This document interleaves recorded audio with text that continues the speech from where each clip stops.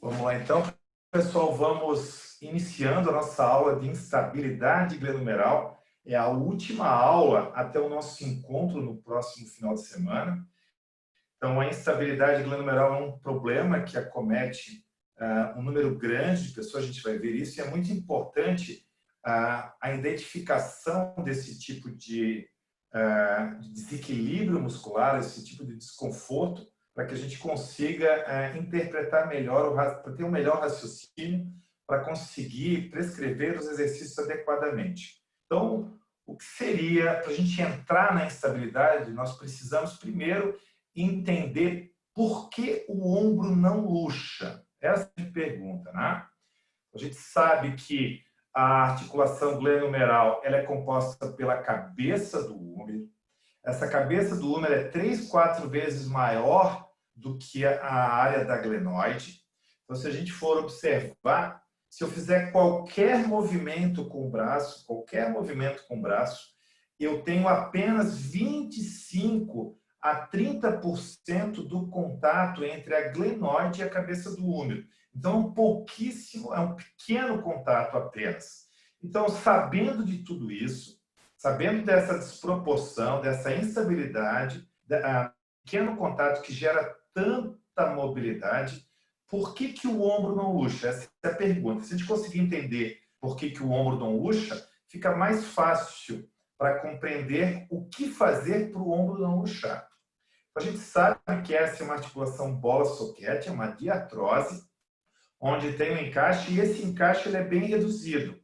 Porém, um dos fatores que influencia muito na estabilidade dessa articulação glenohumeral é que não é apenas uma articulação glenohumeral, é o complexo do ombro em si, que vai aumentar aqui essa área, que nós já discutimos sobre o neoacetábulo, e toda uma estrutura. Essa estrutura ela é composta por 4 ossos, nós temos a clavícula, o húmero, a escápula,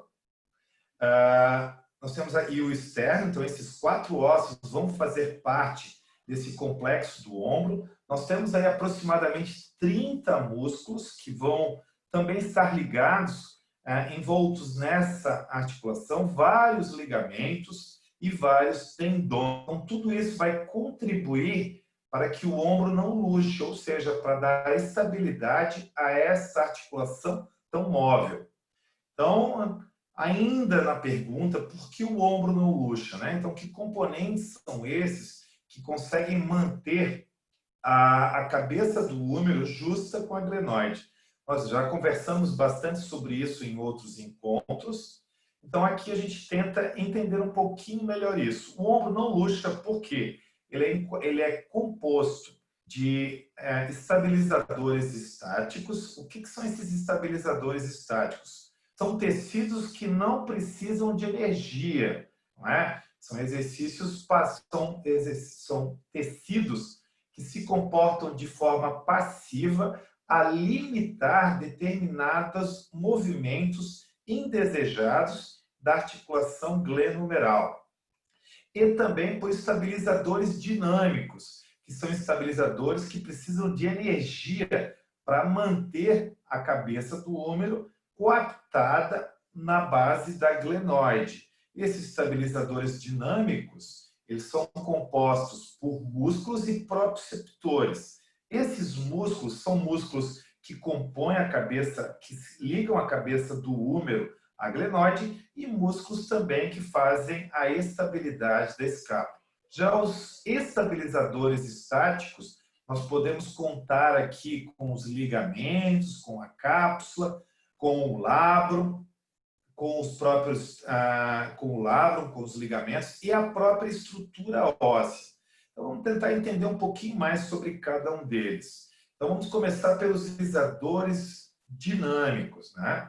Desculpa, pessoal, aqui tem um erro, tá? E são estabilizadores estáticos aqui. Houve um probleminha aqui na hora de eu imprimir, então você descarta esse dinâmico aqui e coloca estático. Ainda bem que eu não mandei esse material para vocês, porque eu já vou mandar corrigido hoje ainda, tá?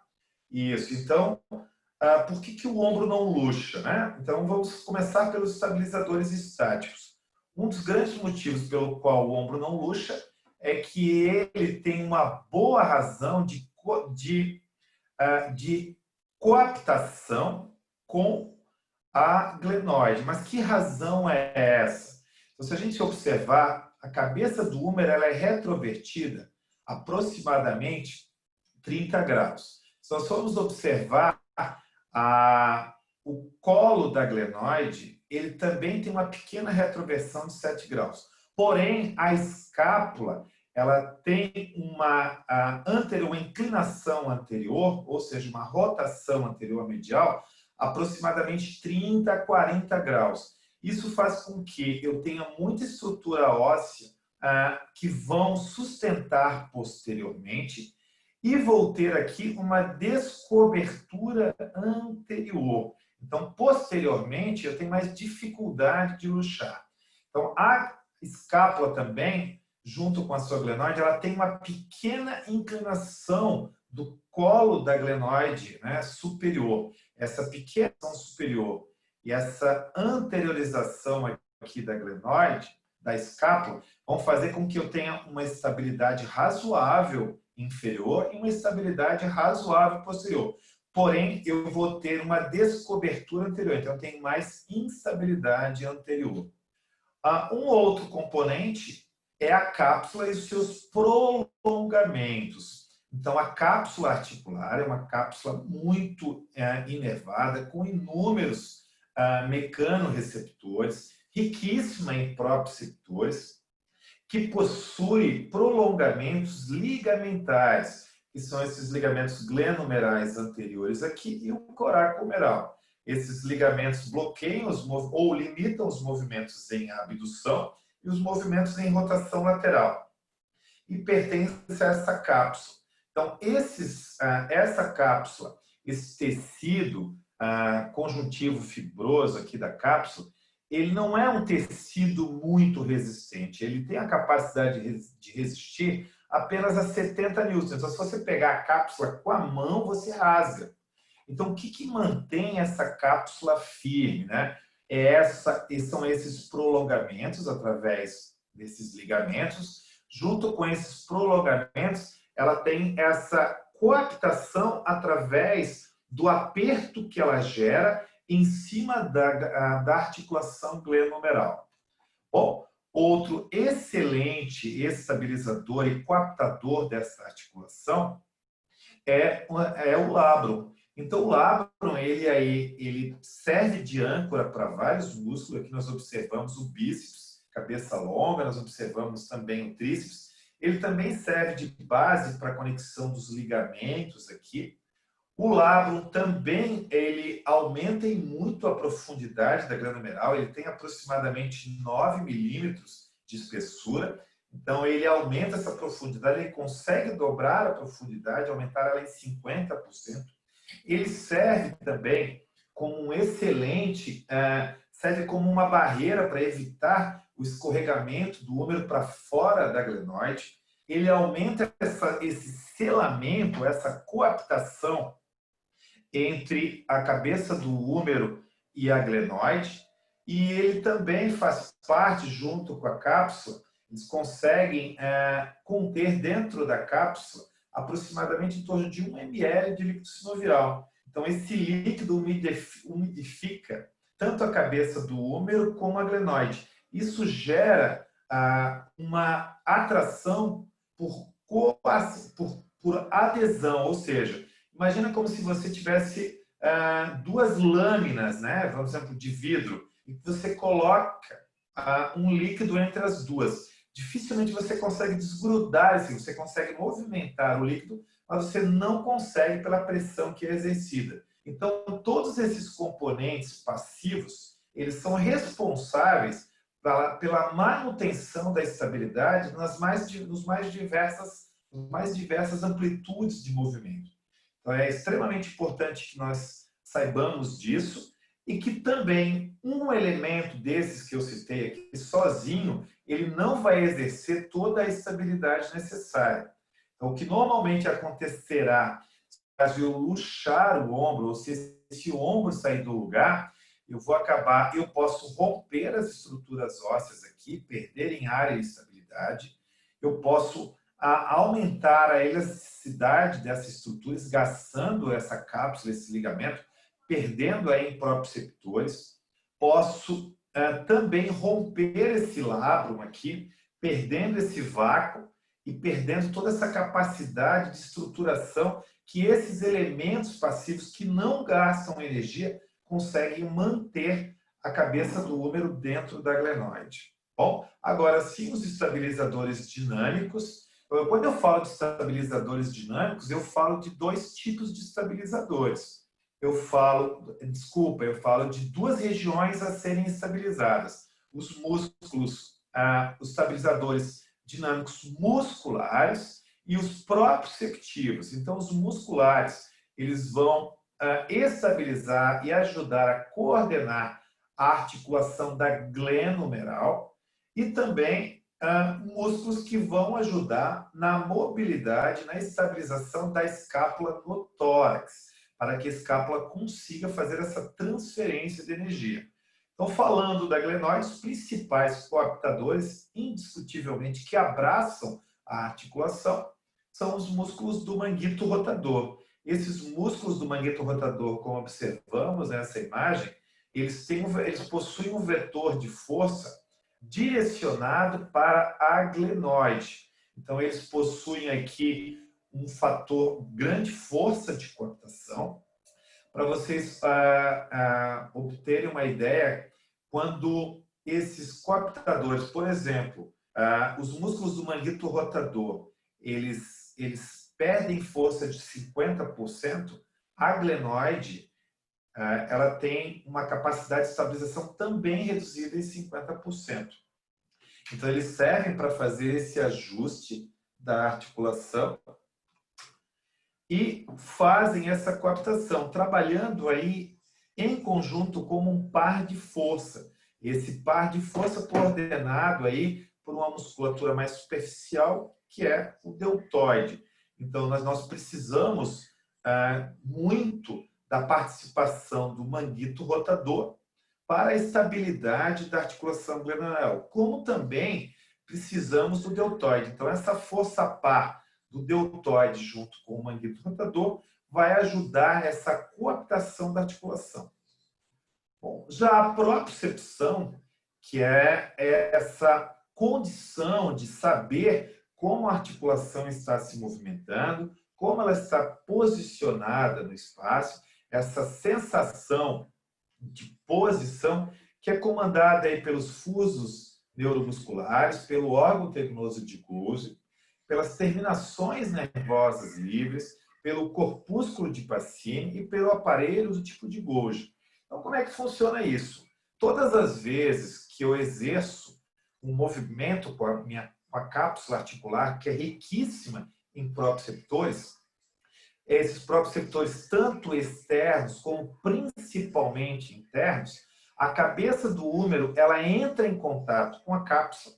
Esse contato da cabeça do húmero com a cápsula vai estimular esses mecanorreceptores. Esses mecanorreceptores vão informar, através de uma via informativa ao sistema central, que por via reflexa vai estimular a contração dos músculos periarticulares aqui, principalmente o manguito rotador. Para você ter uma ideia disso, já foram feitos vários testes, todas as vezes que foi emitido algum choque na cápsula, houve uma resposta reflexa de contração do manguito rotador, mostrando o quanto é importante essa propriocepção para a coaptação da articulação. Então, a cápsula não faz nada sozinha.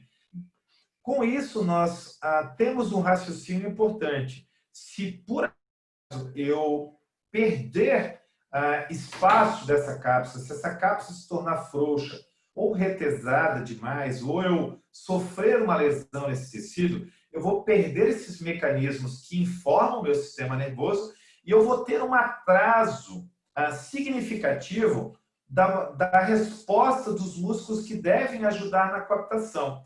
E aí o que vai acontecer? Como nós já sabemos que essas estruturas passivas elas não gastam energia, então nós precisamos muito sustentar esses tecidos, fazendo com que essa musculatura tenha a resposta o mais imediata possível, assim que ela for submetida a um esforço necessário. Bom, então como é que nós trabalhamos esses proprioceptores? Nós damos estímulos a esses proprioceptores através de movimentos que vão resgatar ou que vão exigir do nosso sistema nervoso uma resposta imediata para que ele acione essa musculatura de uma forma mais precisa possível. Bom, saindo, como nós já falamos, esses estabilizadores dinâmicos, eles possuem tanto esse controle sobre a glenomeral, como nós falamos do manguito rotador, e também o controle sobre os movimentos escápulo-torácicos. Esse controle sobre os movimentos escápulo-torácicos é esse controle entre a glenoide e a cabeça do húmero. Então, se nós observarmos a foquinha aqui, fica muito claro. A glenoide, ela é formada pela bola, que é a cabeça do húmero, e o nariz da foca, ou a foca em si, é a escápula. Então, para eu conseguir manter a bolinha sob controle, essa foquinha aqui precisa se virar nos 30. Então, pensa que a escápula precisa estar sempre bem posicionada para conseguir manter sob o controle a cabeça do húmero para evitar com que essa bola caia. O que seria a bola caindo aqui? Seria essa luxação. Bom, como é que a foquinha faz isso? Ou como a escápula faz isso? É óbvio, através de elementos ativos. Esses são músculos que vão trabalhar com a coordenação da escápula. Essa coordenação desses músculos escapulares são de extrema importância, pois eles são transferidores de energia, além de estabilizar a escápula, além de coordenar todo esse movimento do húmero, eles transferem a energia que sai dos membros inferiores, segue como uma cadeia, passa do tórax e vai para os braços através da escápula. Então, é muito importante, no processo reabilitativo, eu ter consciência de que os movimentos do ombro ou dos membros superiores, eles são uma consequência dos membros inferiores, atrelados ao core, somados a esse tórax, transferidos para a escápula, que repassa essa energia para o ombro. Na fraqueza ou na insuficiência dos músculos de alguns desses segmentos que compõem esse elo de transferência de energia, o ombro, no seu arremesso, no seu movimento, na sua força, vai precisar exercer uma carga muito acima da sua capacidade. Então, essa carga acabaria, sim, prejudicando a articulação do ombro. Bom, então, resumindo, né, além da escápula, como eu tenho a estabilização da glenomeral? Eu tenho a estabilização da glenomeral através de controle neuromuscular, então eu preciso aí ter esse controle, preciso estimular esses proprioceptores, toda essa propriocepção, para que eu consiga ter uma resposta imediata e os meus músculos façam esse ajuste fino da articulação. Preciso ter essa força necessária para exercer a força par, que vai gerar os movimentos. Um desequilíbrio nessa força par pode sim mudar a dinâmica da articulação e ter aí um problema artrocinemático. E claro, eu conto também com o tensionamento da cápsula, que vai estimular meus mecanos receptores, e esses mecanos receptores, com esse tensionamento, vão ajustar o movimento. Bom, então, o que seria, depois do tratamento teórico, o que é instabilidade glenomeral? Qual é o conceito de instabilidade glenomeral? Ela se caracteriza, na verdade, por um aumento anormal dos movimentos acessórios da articulação glenomeral, que podem estar associados à dor e à disfunção.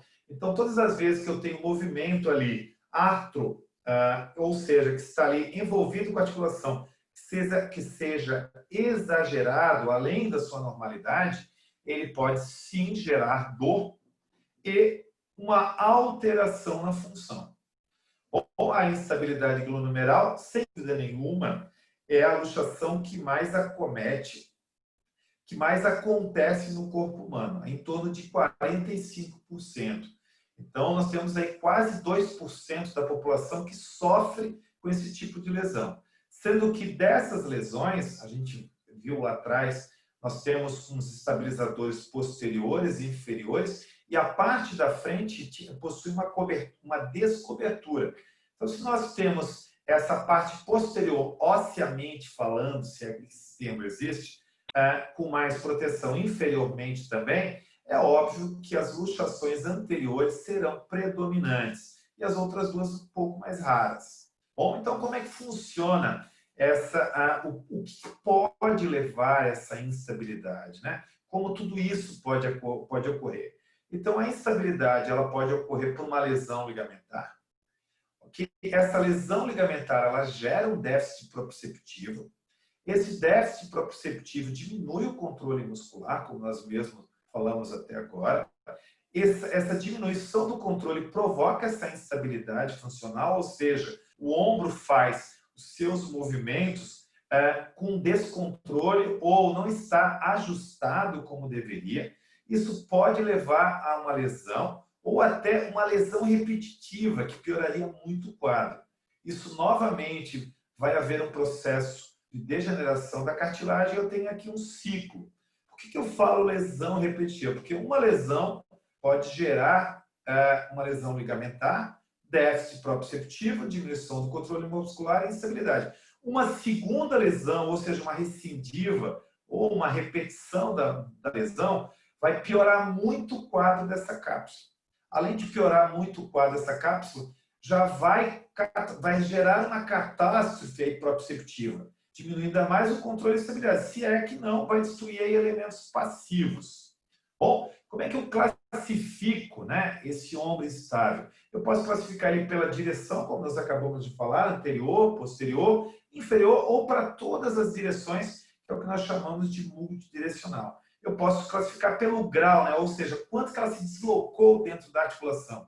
Ela pode ser uma subluxação, uma luxação total ou um microtrauma, né? Pequenas luxações. Posso ter uma frequência, como isso aconteceu, quantas vezes isso aconteceu. Pode ser um quadro apenas único ou agudo, pode ser recorrente, já se repetiu algumas vezes, ou pode ser uma crônica, que vem se repetindo durante muito tempo.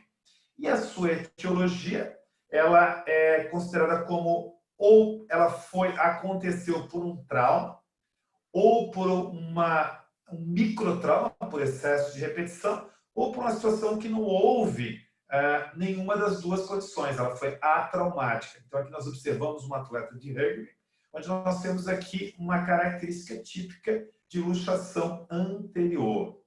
Bom, então como é que nós diagnosticamos, né? Óbvio que tem dor, óbvio que tem segurança aos movimentos, mas os testes clínicos são os testes de apreensão, onde eu verifico a instabilidade anterior. Por exemplo, quando eu coloco o braço acima de 90 graus ou em torno de 90 graus e faço uma rotação externa, eu estou expondo a cabeça do meu húmero. Essa exposição da cabeça do meu húmero por haver uma descobertura e se houver aí uma instabilidade, ela irrita muito as terminações livres e essa irritação gera dor.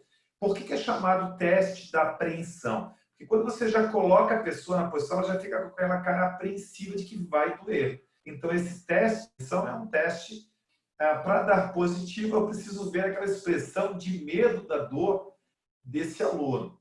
Ou o teste de estresse posterior, quando eu estou verificando essa luxação posterior, onde eu crio um estresse direcionado para a região posterior. Já o teste do sulco é um teste que identifica a instabilidade multidirecional, onde essa instabilidade ela pode ser anterior, posterior e inferior. Isso nós vamos ver tudo na prática, tá? Bom, mas qual é a classificação mais recente, né? A classificação mais recente, ela classifica a instabilidade em TUBS, IOS ou AMBRE. Né? De início, Metzen ele classificou apenas como TUBS e AMBRES. O que é TUBS? são lesões provocadas por macrotraumas. O que é um macrotrauma? O cara sofreu um trauma, uma queda, e isso luxou a articulação. Já a hambre, ele é uma luxação feita ou aconteceu por uma situação atraumática. Teve um início insidioso.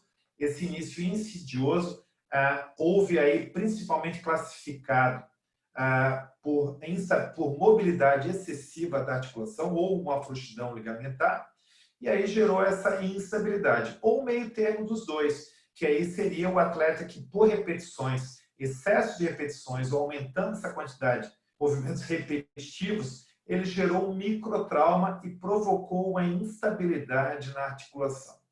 Bom, falando um pouquinho sobre cada uma classificação de Metzen, ele classificou primeiro como TUBS. O que é TUBS? O T vem de trauma. O U, esse trauma é uma queda, uma batida.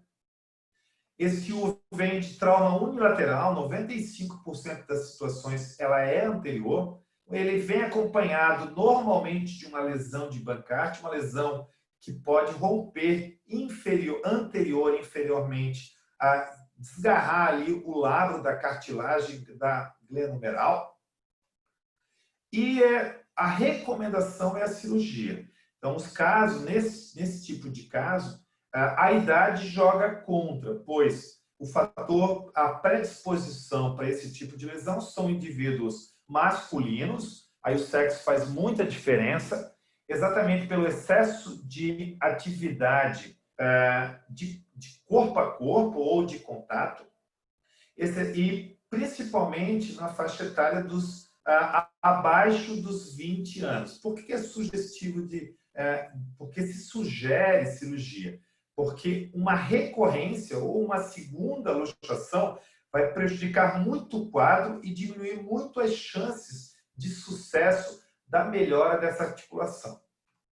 Bom, essa é a famosa lesão de Bankart, quando eu tenho aqui uma ruptura, né, ou tem um desgarramento aqui do labro da cartilagem da glenoide. Isso é reparado, né? Essa reparação ela é necessária, pois isso vai diminuir bastante essa vedação e perder aí toda a estabilidade que os elementos passivos podem gerar. Então, eu posso ter uma lesão de Bankart por uma lesão de estrutura óssea. Agora, eu tenho uma diminuição do contato ósseo. Se a glenoide ela já é pequena comparada com a cabeça do húmero, se eu tenho essa redução de contato ósseo, eu gero muito mais estabilidade. E aí a cirurgia é necessária. Bom, uma outra classificação de Metzen é as famosas hambre. O que é a traumática? Ela tem um início insidioso. Não houve um trauma específico, nem movimentos repetitivos. Ela é multidirecional, ou seja, você não tem um predomínio para uma direção da articulação anterior, inferior ou posterior. Ela normalmente comete os dois ombros, né?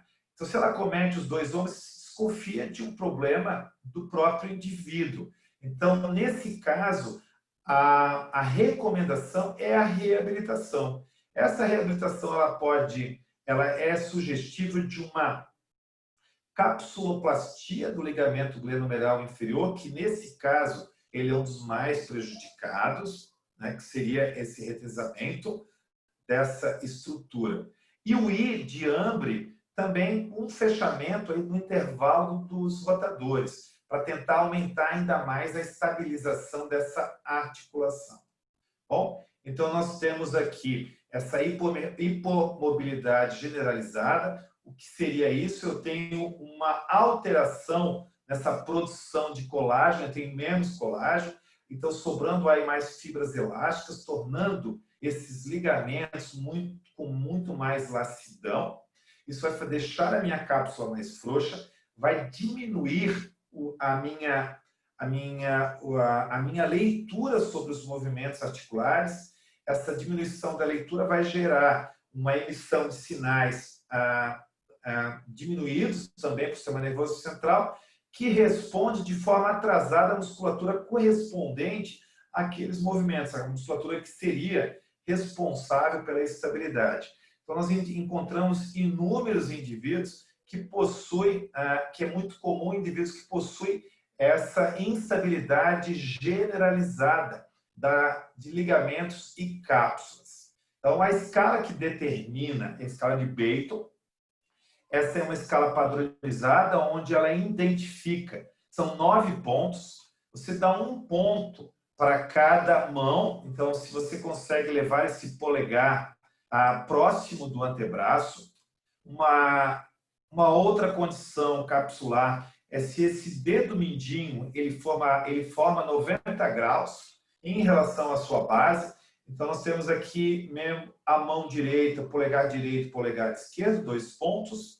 E, dedo mínimo direito e esquerdo somam 4 pontos.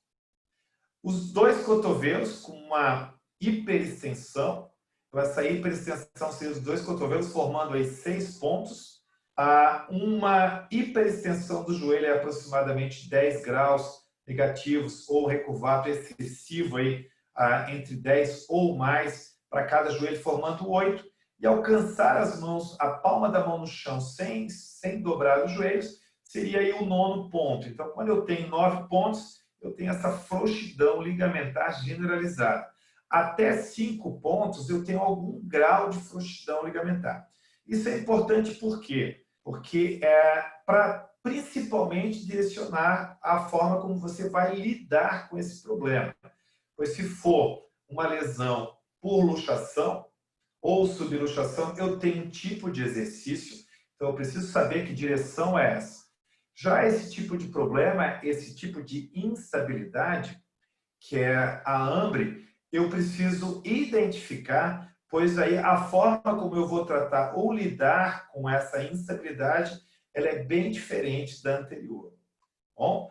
E com um intermediário feito mais recente agora, identificado mais recente, seria um intermediário entre um trauma e um atrauma, ou seja, uma instabilidade provocada por um trauma direto ou uma instabilidade que não houve nenhum tipo de trauma.